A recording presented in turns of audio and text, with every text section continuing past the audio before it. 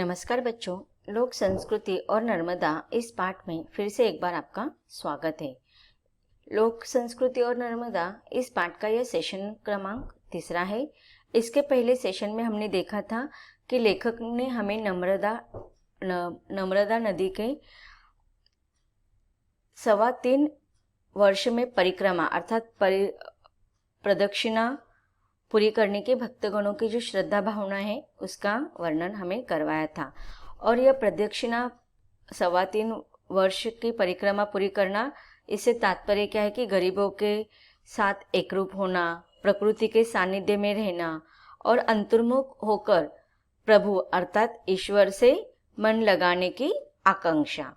तो यहाँ पर लेखक ने उसके नर्मदा नदी के पवित्रता, उसकी श्रद्धा भावना भक्तगणों की, इसका वर्णन किया था। आगे अब लेखक हमें नर्मदा नदी की लोक संस्कृति का विस्तार से परिचय करवा रहे हैं। चले तो हम पाठ्य पुस्तक की तरफ बढ़ते हैं।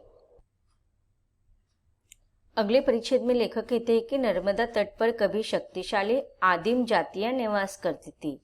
आज भी नर्मदा तट पर बैगा, गौंड, भील आदि माटी से जुड़ी जनजातियां निवास करती है।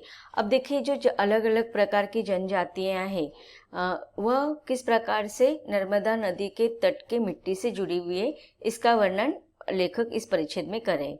ये जो जनजातियां होती है वह भले ही अशिक्षित हो, लेकिन इसका मतलब यह नहीं कि वे संस्कृति से संपन्न नहीं है। इनकी जो जीवन शैलियाँ होती है, उनके नृत्य तथा गीतों, उनके द्वारा जो गीत गाए जाते हैं, इन गीतों ने दूर दूर के लोगों को आकर्षित किया है। गौंड, भील और बैगा स्त्रियों को गुदनों से बड़ा लगाव है। बैगा स्त्रियों के शरीर तो गुदनों से छलकते हैं। गुदने इनके लिए परिधान की तरह है। अब देखिए यहाँ पर आदिम जो जातियाँ है, जनजातियाँ, उनकी विशेषताएं लेखक ने बताया है। लेकिन हम देखो कुछ जो प्रथाएं होती है, जो भले ही कुछ बदलाव आ जाए, आधुनिकरण आ जाए, लेकिन वह प्रथाएं थोड़े बहुत चेंजेस होके वह आज के युग में भी हम उसको देखते हैं, सिर्फ उसका नाम हम बदल लेते हैं। तो अब देखिए यहाँ पर गुदना का अर्थ क्या होता है कि शरीर पर सुई के द्वारा कुछ चित्र निकाले जाते हैं, जिसे हम आज का आधुनिक नाम हम उसको टैटो कहते हैं। टैटो देखो अपने बहुत सारे जो मॉडर्न लोग होते हैं, आज कॉमन बात हो गई है कि अपने आप सुंदरता को निखारने के लिए बहुत सारे स्त्री और पुरुष अपने शरीर पर टैटो निकालते हैं। तो अब देखिए जो टैटो निकालने की जो परंपरा अगर हम कहें तो यह आदिम जनजातियों से ही हमें मिली है। अब देखिए उनकी हम भले ही इसको पुरानी प्रथा कहें, लेकिन उनमें ना कुछ वैज्ञानिक विचारधाराएं उनकी होती है। अब ये जो गुदना जो होता है वो उससे क्या होता है, वो शरीर को बहुत दर्द होता है, बहुत व्यथा होती है, पीड़ा होती है। तो यह सक्षमता का उसे संबंध जोड़ा जाता है। और भील देखिए हर लोगों की या हर स्थान की उसकी अलग विचारधाराएं होती है। तो भी लोगों की विचारधाराएं थी कि अगर गुदने से क्या होता है कि शरीर है ना बीमारियों से बचता है, मनुष्य से स्वस्थ रहता है। और जिस प्रकार से सुई चुबाकर शरीर में एक्यूपंक्चर जैसी बीमारियां दूर करने का एक आधुनिक नाम है, उसी प्रकार से गोदना भी शरीर को स्वस्थ रखने में ही मदद करता है। इसे कहा जाता है, कुछ लोगों का मानना होता है कि इसमें आत्मीय क्षति नहीं पहुंचती है। तो इस प्रकार आज जो हम पूर्व परंपरा से आए हैं उसमें हम आधुनिकरण नाम लेकर उसको आज भी हम देखते हैं। अब आगे की विशेषताएं लेखक बता रहे कि इन स्त्रियों को गीतों से भी बड़ा लगाव होता है। प्रायः वे कोई ना कोई गीत गुनगुनाती रहती है। अब देखिए यहाँ पर लेखक आगे इन जनजातियों के द्वारा जो लोकगीत है उसकी विशेषताओं के बारे में बता रहे कि इन लोकगीतों की रचना किसने की है यह हमें पता नहीं है। इसका उत्तर हम नहीं जानते। किसी एक आदमी ने नहीं बल्कि सैकड़ों पीढ़ियों ने इन गीतों को जन्म दिया है। तब लोग हर काम मिलकर किया करते थे। गीतों की रचना भी पीढ़ियों के प्रयासों से हुई। गायक ने अपने गीत की रचना नहीं की, उसने जो सुना उसे औरों को दिया। लेकिन एक गायक से दूसरे गायक तक आते आते गीत बदलते चले गए। अब देखिए उस समय क्या होता था कि पूरा जन समूह इन लोकगीतों की रचना करती थी, तो उसमें किसी एक विशेष व्यक्ति का योगदान नहीं होता था। वो जो योगदान होता था वह सैकड़ों लोगों का या सैकड़ों पीढ़ियों का होता था। लेकिन धीरे धीरे उसमें बदलाव आता गया।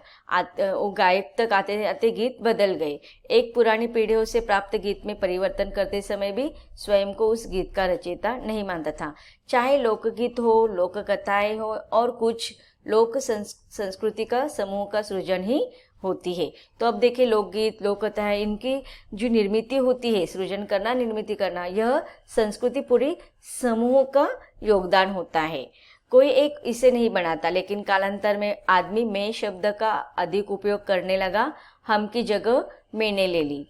यही लोक संस्कृति समाप्त हुई और नागर संस्कृति का जन्म हुआ। अब देखिए जिस प्रकार से यहाँ पर नदी की संस्कृति से या जल की संस्कृति से हम मनुष्य का स्वभाव का वर्णन कर सकते हैं। जिस प्रकार से देखो बहुत सारी छोटे छोटे जलधाराओं से मिलकर नदी की निर्मित होती है, उसी प्रकार से जो भी सभ्यता, संस्कृति, लोकगीत, लोक कथाएं, इनकी निर्मित कहाँ से हुई है? बहुत सारे लोगों के, बहुत सारे पीढ़ियों से मिलकर यह सारी संस्कृतियों का विकास हुआ है। और इस प्रकार यहाँ पर लेखक कहते हैं कि हम की जगह मतलब यहाँ पर एकता ने अपना स्थान छोड़ दिया और वह मैं का स्थान ले लिया।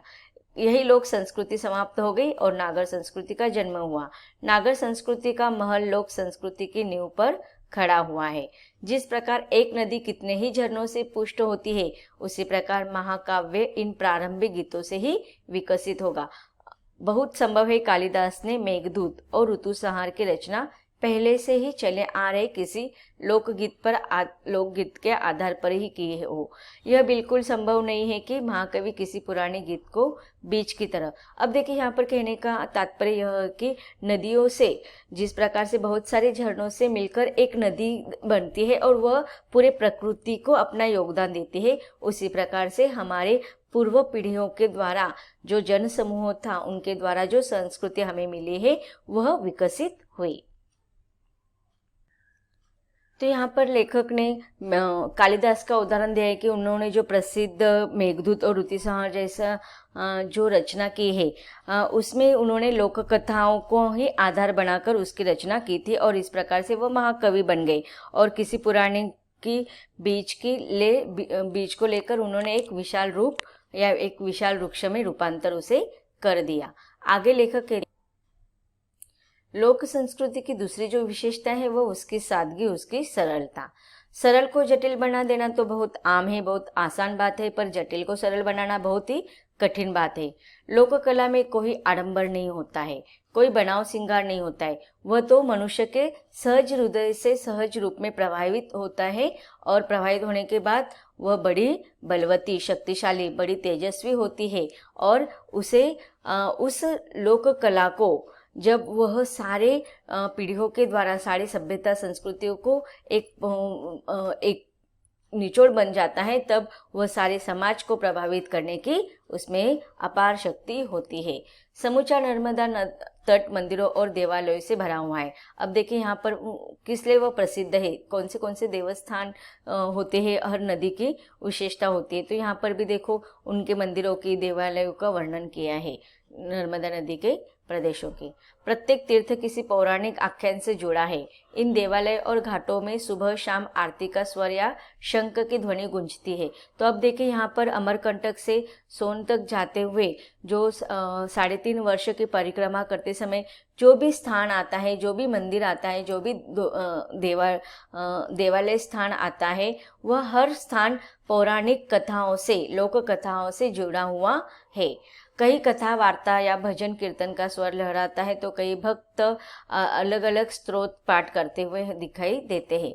गेरू वस्त्र पहने हुए साधु, दंड कमंडल लिए सन्यासी या नर्मदा तट पर रहने वाले असंख्य मेले भी यहाँ की लोक संस्कृति के अभिन्न अंग है। अब देखिए यहाँ पर मेले की भी विशेषता बताई गई है कि शिवरात्रि या कार्तिक पूर्णिमा पर समूचा नर्मदा तट और से छोर तक हजारों मेलों में मंडे से गूंज उठता है। हंसते चहकते लोगों के दल इन मेलों में उमड़ते हैं। गांव के कठोर जीवन में ये मेले रस घोलते हैं। इन मेलों के कारण ग्रामीण जनता एक सूत्र में बांधी जाती है। अब देखिए, बहुत ही महत्वपूर्ण बात यहाँ पर लेखक ने बताई है कि मेलों के कारण ग्रामीण जनता एक सूत्र में क्यों बांधती है, क्योंकि वर्ष भर वो तो अपने दिनक्रम में लगे हुए होते हैं, लेकिन जब ये मेला आता है शिवरात्रि के या कार्तिक पूर्णिमा के समय, तो इस मेले के समय सारे जन समूह अपने काम धाम छोड़कर वहाँ पर इकट्ठा होते हैं, अपने सारे समय वहाँ पर व्यतीत करते हैं और इस प्रकार वहाँ पर इस मेलों के आधार पर सारी जनता एक साथ आकर अपने आराध्य को पूजते हैं। तो इसलिए लेखक कहते हैं कि मेलों के कारण ग्रामीण जनता एक सूत्र में बनती है। तो यह देखो, हर गांव की विशेषता होती है। आप लोगों ने भी देखा होगा कि गांव में जब छोटे सा कोई भी उत्सव होता है, मेला होता है, तो बाहर गए हुए, गांव से बाहर गए हुए लोग भी इस कारण मेलों में शामिल होने के लिए आते ही आते हैं। दूर दूर के ग्रामीण नर्मदा मैया की जय बोलते हुए आते हैं और पवित्र नर्मदा जल के अपने साथ ले जाते हैं। अब आगे लेखक ने और उसकी विशेषता बताई है कि नर्मदा तट का निवासी नित्य पूजा पाठ करता है। हाँ, तो वहाँ पर रहने वाला जो लोग होते हैं नर्मदा नदी के, वह हमेशा पूजा पाठ करते हैं। इनके कई अनुष्ठान बड़े काव्यात्मक होते हैं, जैसे पर्व त्योहार पर किए जाने वाला दीपदान। दीपदान यहाँ की विशेषता मानी जाती है। रात को अंधेरे में जब महिलाएं दीप प्रज्वलित करके नर्मदा में प्रवाहित करते हैं, तब उन दीपों का केसरिया उजाला बहुत ही मोहक लगता है। नर्मदा तट के घाटों की शोभा का क्या कहना। तो अब देखिए, यहाँ पर पवित्र नर्मदा जल की विशेषता बताई। जिस प्रकार से देखो, हम गंगा का पवित्र जल लाते हैं और वो बहुत ही पवित्र माना जाता है। यहाँ तक कि मृत्यु के समय भी अगर गंगा का स्नान नहीं करते तो गंगा का जल दिया जाता है। हर किसी भी प्रकार का अगर उत्सव होता है, पूजा विधि होती है, तो उसमें गंगा जल का विशेष महत्व होता है। तो उसी प्रकार नर्मदा का तट पर जो जल है, नर्मदा का जल भक्तगण अपने घर पर लेकर आते हैं। उसके बाद लेखक ने दीप प्रज्वलन का वर्णन किया है। नर्मदा तट के घाटों की शोभा का बहुत ही अवर्णनीय बात यहाँ पर लेखक करते हैं। आगे लेखक कहते हैं कि होशंगाबाद और महेश्वर के घाट हमारे देश के सर्वोत्तम घाटों में से है। तो अभी यहाँ पर जो सर्वोत्तम घाट इस देश में माना जाता है, विश्व में माना जाता है, तो होशंगाबाद और महेश्वर एक घाट की बहुत अधिक विशेषता है। इसका वर्णन यहाँ पर लेखक कर रहे हैं। सुबह से लेकर शाम के अंधेरों तक इन घाटों पर लोगों की भीड़ बनी रहती है। यहाँ गांव की महिलाएं अपनी सहेलियों के साथ अपना सुख दुख बांटती है। तो इस प्रकार लेखक ने बहुत सारी विशेषताओं का वर्णन इन छोटे छोटे परिच्छेदों में करवाया है। आगे लेखक कहते हैं कि प्रकृति पर मनुष्य का प्रभाव निरंतर पड़ता जा रहा है। अब देखिए, यहाँ पर कहने का तात्पर्य लेखक का क्या है कि मनुष्य ने अपने स्वार्थ के लिए प्रकृति का दुरुपयोग किया है, जंगलों का नाश कर दिया है, नदियों का जो तट स्थान है वह कम हो गया है। मनुष्य ने अपने स्वार्थ के लिए बहुत सारे प्रकृतियों का दुरुपयोग किया है। जंगल को काटने की वजह से प्रकृति का विपरीत परिणाम हुआ है, बरसात पर उसका असर हुआ है। बरसात का पानी न होने से नदियों का पानी भी सूख गया है। प्रकृति को वश करने में मनुष्य ने अभूतपूर्व सफलता पा ली है। पहाड़ टूटते हैं, नदियाँ अपना स्वरूप बदलती है, बांध बनते हैं, विशाल जलाशय प्रकट होते हैं और नहरों का जाल बीत जाता है। बंजर जमीन हरे भरे खेतों में बदल जाती है। लेकिन यह भी सच है कि संस्कृति के संपर्क में आने पर प्रकृति अपनी स्थिरता खो रही है। तो अब देखिए, मनुष्य ने अपने विकास के लिए बहुत सारे आधुनिक टेक्नोलॉजी का उपयोग किया है, अपने खेतों में सुधारणा की है और इस प्रकार उसका अपना तो विकास कर दिया है, लेकिन प्रकृति की स्थिरता को उन्होंने बिगाड़ दिया है। प्रकृति का परिष्कार करने से संस्कृति का जन्म हुआ है। प्रकृति के कारण ही मनुष्य का जीवन बना हुआ है, लेकिन अब संस्कृति को चाहिए, अर्थात मानव को चाहिए कि प्रकृति की उसे रक्षा करनी चाहिए, उसे नष्ट होने से बचाना चाहिए। प्रकृति से हम केवल लेंगे नहीं, उसको देना भी चाहिए। नर्मदा को प्रदूषित होने से बचाना चाहिए, वनों का विनाश नहीं होने देना चाहिए।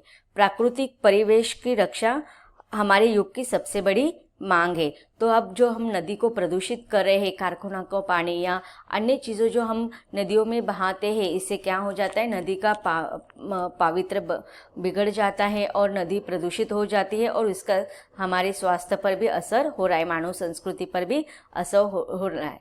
तो इसीलिए यहाँ पर लेखक ने नर्मदा नदी के साथ साथ अन्य नदी को भी बचाने का